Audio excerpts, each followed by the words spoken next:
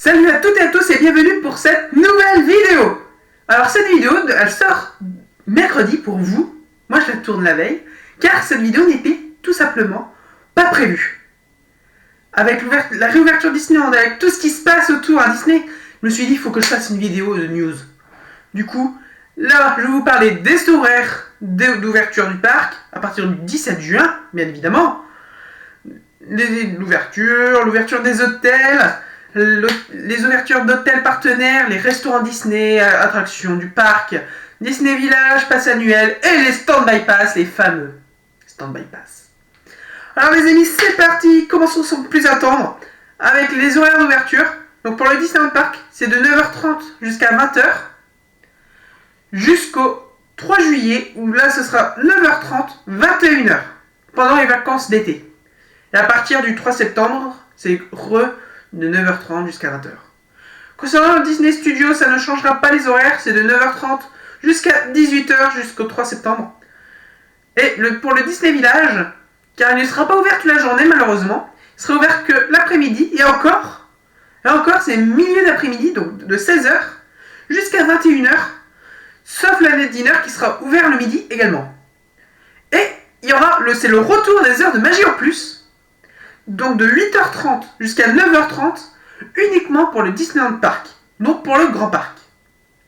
Concernant l'ouverture, donc comme je viens de le dire, les deux parcs et le Disney Village réouvrent le 17 juin, avec distanciation sociale et port du masque obligatoire, et port du masque obligatoire à partir de 6 ans, donc comme dans les écoles. La jauge, ça va être 28 000 personnes pour l'ouverture du parc, et il y aura de plus en plus de points selfie pendant de l'ouverture. Maintenant, les hôtels. Le Village Nature, qui réouvre le 21 mai, donc dans 2 jours pour vous et dans 3 jours pour moi. Le Newport Bay Club qui réouvre à la réouverture du parc le 17 juin. L'hôtel New York Art of Marvel, la surprise annoncée par Disney, dont l'hôtel ouvre le 21 juin. Et les réservations sont désormais ouvertes à partir du 18 mai, donc pour moi c'est aujourd'hui et pour vous ce sera depuis hier. L'hôtel Chien quant à lui réouvrira le 1er juillet et l'hôtel Davy Crockett sera le 13 juillet. Concernant le Sequoia et le Santa Fe, on n'a encore aucune information là-dessus. Aucune date de réouverture et le Disneyland Hotel, il est en rénovation comme vous le savez pendant 2 ans et demi, il me semble que ça a été annoncé. Et il y a déjà des promos pour l'hôtel Marvel. Bah ouais, Disney, ils sont intelligents. Donc pour une réservation faite avant le 29 juillet 2021 et une arrivée avant le 30 mars 2022, une œuvre Marvel exclusive de l'artiste Matt Ferguson sera offerte ainsi qu'une boisson sans alcool au bar de l'hôtel. Ils sont forts Disney quand même, hein. Des exclus comme ça. C'est obligé d'y aller. Obligé. Concernant les ouvertures d'hôtels partenaires de Disney. Donc il y aura l'hôtel Élysée Val d'Europe qui n'a pas cessé son activité, contrairement aux autres, qui est ouvert depuis le 29 juin 2020. Après vous avez le B&B Hotel qui ouvre le 15 juin 2021. Le Dream Castle, Magic Circus, Explorer, Compagnie, le Val de France, Radisson Blu, Adagio Marne-la-Vallée. Je suis désolé pour les fans de ces hôtels-là, mais c'est pas pour tout de suite. Il n'y a encore aucune date qui a été annoncée par le parc. Concernant les restaurants Disney. Miam miam. Les bons restaurants Disney, le retour. Mais pas tous. Il y en a qui vont revenir, mais pas tous. Donc, comme je viens de le dire, ils seront tous ouverts, sauf l'auberge de Cendrillon, qui se situe à Fantasyland, tout comme le Toadole, le Fuente del Oro et le Silver Spurs, 2 restaurants de Frontierland fermés, le Walt an American Restaurant, et sera fermé aussi également, qui se situe à Main Street, et on n'a toujours aucune date d'annoncer pour cette réouverture.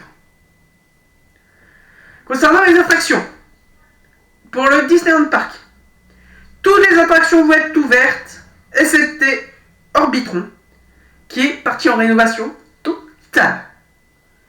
Et notons la réouverture de Buzz Lightyear Laser Blast, les amis. C'est reparti pour battre des records. Et toujours pas de parade ni de spectacle, mais un train des personnages sous le signe de Cheshire Cats, où il va y avoir tous les personnages Alice qui va circuler, et bien sûr à des horaires que personne ne sait, sinon c'est pas drôle. Puis c'est pas très Covid. Et le Disneyland Studio, où toutes les attractions seront ouvertes.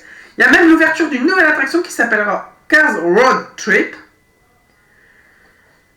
Soit précision d'horaire pour éviter les attroupements pour la Star and Cars Parade. Le retour. Vous aurez le retour de voitures de la Star and Cars Parade qui feront des apparitions de temps en temps. Et j'ai vu aussi qu'il y aura aussi des happenings. Donc je suppose que c'est avec Buzz et les Indestructibles. Si je me trompe, vous me direz dans les commentaires. Mais il me semble que c'est ça. Du coup, ça pourrait être énorme. Puis, on a appris un autre truc aussi. Le 1er juillet, l'ouverture du spectacle, du nouveau spectacle au Studio D. Mais il s'est passé d'autres spectacles dans celui-là. Dans ce cas-là, il faudra aller voir ma vidéo où j'en parle sur le Walt Disney Studio qui sera dimanche. Et oui, un petit trailer hein, quand même. Il faut appâter les gens un petit peu. Concernant le Disney Village, le cinéma Gaumont réouvre le 19 mai, donc pour vous ce sera aujourd'hui, pour moi ce sera demain. Le World of Disney réouvre le 22 mai. Ah bah ouais, il réouvre des boutiques comme ça Disney quoi. Le Resto Vapiano le 9 juin et le reste du Disney Village à la réouverture du parc Disney. Avant-dernière partie de la vidéo, les passes annuelles. La validité des passes annuelles a été prolongée du nombre de jours de fermeture, donc il me semble que c'est 230. Les réservations en ligne pour le mois de juin sont complètes.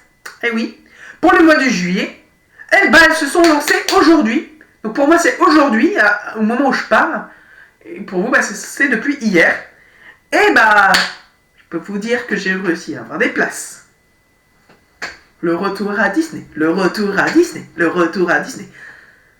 Ah oui, il fallait bien que je craque pendant une de mes vidéos. Sinon, concernant le Stand-by Pass, donc là, je vais vous dire les attractions concernées. Crush Coaster, la Tour de la Terreur, tapis volant pour le Disney Studios.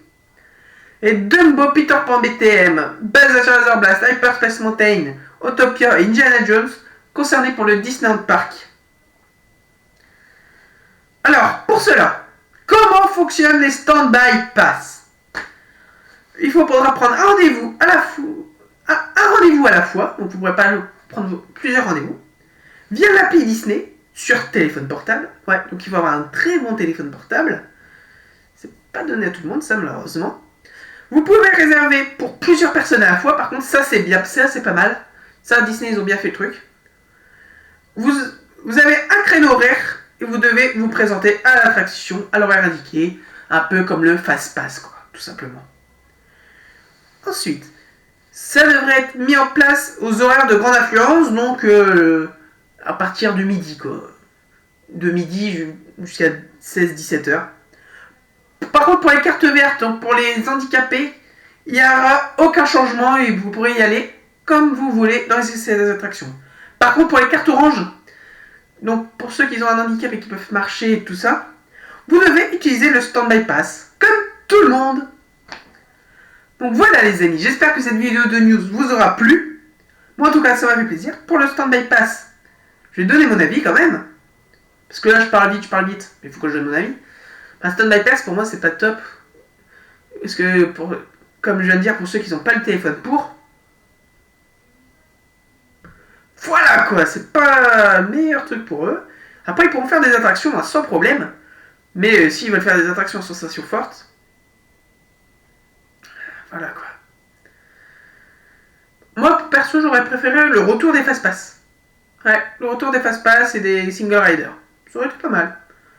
Bon sinon les amis, cette fois-ci je vous laisse, j'espère que cette vidéo vous aura plu. Pour cela, n'hésitez pas à mettre un gros pouce bleu, à mettre en commentaire si vous êtes heureux de la réouverture du parc. Et surtout si vous allez y aller, au parc, bien évidemment. Et n'hésitez pas aussi à vous abonner et activer la cloche pour louper aucune des nouveautés, cela me fera extrêmement plaisir. Et surtout n'oubliez pas de vous abonner aussi à mon compte Instagram, magical.braze où je poste une photo par jour. Donc les amis, moi je vous dis à bientôt pour de nouvelles aventures.